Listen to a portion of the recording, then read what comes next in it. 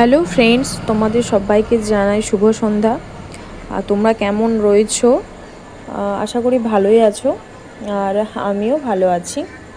তো তোমাদের কাছে আমি আরও একটা ছোট্ট ভিডিও নিয়ে চলে এসেছি। তোমরা কারা কারা ওই জায়গাটা চিনতে পারলে একটু আমায় কমেন্ট করে জানাও তো। আর আমি বলে দিই, ওটা হলো মা বিশ্বলক্ষ্মী মন্দির, যেটা আমার শ্বশুরবাড়ির কাছেই, মানে ওখান দিয়েই আমার শ্বশুরবাড়ি। যারা এখানকার আশেপাশে তারা তো নিশ্চয়ই জানো মা বিশ্বলক্ষ্মীর মায়ের সম্বন্ধে কতটা জাগ্রত, আর বলার কিছু নেই।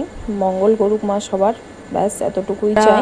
তো আমরা ওই দিন ফিরছিলাম বাড়ি, কারণ গরমের ছুটি কাটিয়ে আমরা বাড়ি ফিরছিলাম। তো দেখো আমরা এখন বাসে উঠেছি, ভাষাপুলের উপর দিয়ে আসছি। তোমরা নিশ্চয়ই অনেকেই জানো ভাষাপুলের সম্বন্ধে। ঘাটালে এখন সোশ্যাল মিডিয়ার যুগে দেখতে পাই বহু ক্রিয়েটার এমন আছে যারা অনেক বাইরে, অনেক দূরের, তারা ঘাটালে এসে ভাষাপুলে ভিডিও বানায়। তো দেখতে ভালোই লাগে, খারাপ না। তো দেখো বলতে বলতে আর বাসে ভিডিও করা হয়নি সেরকমভাবে। তো আমরা এখন ট্রেনে উঠে গেছি। এখন আমি আর আমার ছেলে এটাই আলোচনা করছি যে জানালার ধারে সিট তো আমরা পেয়েছি, কিন্তু জানালাই নেই।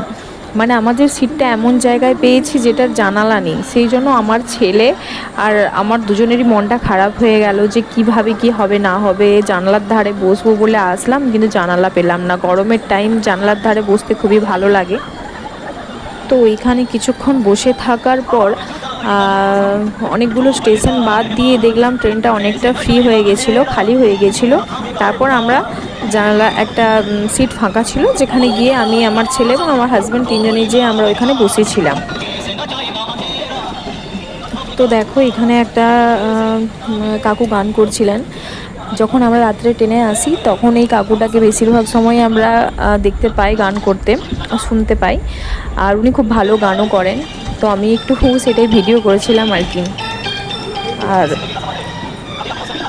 তো কষ্টের যারা করে তারাই জানে, বাচ্চা, তার সাথে ব্যাগ, তার সাথে সব কিছুই থাকে, কতটা কষ্টের। তাই ভালোভাবে ভিডিও করা হয়নি। তো ভিডিওটা আমার এতটুকুনি।